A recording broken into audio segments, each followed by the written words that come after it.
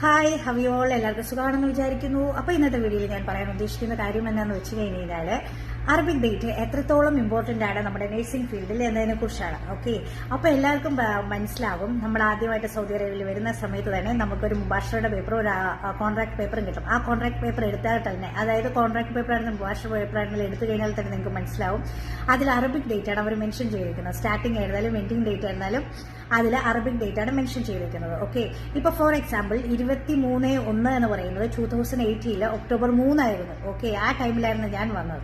അപ്പോ ഞാനിപ്പം contract renew ചെയ്യേണ്ടത് ഇപ്പൊ ഈ വർഷം എടുത്തു കഴിയുമ്പം 23/1 എന്ന് പറയുന്നത്, അതായത് മുഹറം എന്ന് പറയുന്നത് ആ 23-ാം തീയതി ഈ ജൂലൈയിൽ കഴിഞ്ഞായി.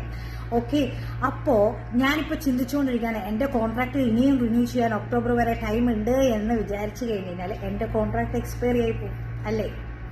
അതുപോലെ തന്നെ ഇവിടെ വന്നിച്ചിട്ട് അപ്പോമെട്രിക് എക്സാം എഴുതാൻ വേണ്ടിയിട്ട് വെയിറ്റ് ചെയ്യുന്നവരായിരുന്നാൽ പോലും നിങ്ങൾക്ക് ചിലപ്പോൾ first attempt, second attempt optometric exam കിട്ടിയില്ലെന്ന് വിചാരിക്കുക. അപ്പോൾ തേർഡ് അറ്റംപ്റ്റ് എന്ന് പറയുന്നത് നിങ്ങൾ ഈ ഇംഗ്ലീഷ് ഡേറ്റ് ആണ് മനസ്സിൽ കരുതിയിട്ടുള്ളതെങ്കിൽ അതും നിങ്ങളുടെ മിസ്റ്റേക്ക് ആയി വരിക്കും. കാരണം എന്ന് വെച്ച് കഴിഞ്ഞാൽ അവിടെയും ഹിജ്റി ഡേറ്റ് ആണ് നമ്മുടെ കോൺട്രാക്ട് ഉള്ളത്.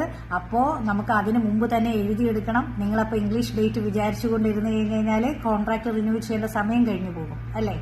അതുകൊണ്ട് ഇതെല്ലാം കുറച്ച് ഇൻസിഡൻസിന്റെ ബേസ് ചെയ്തും കൂടിയായിട്ടോ ഞാൻ പറഞ്ഞത്. അതുകൊണ്ടാണ് അതിന്റെ ഇമ്പോർട്ടൻസിനെ കുറിച്ച് ഞാൻ പറഞ്ഞത്. നിങ്ങൾക്ക് മനസ്സിലാവും ഞാൻ പ്രതീക്ഷിക്കുന്നു. അപ്പോൾ ഇനി അടുത്ത വീഡിയോയിൽ കാണാം. ബൈ.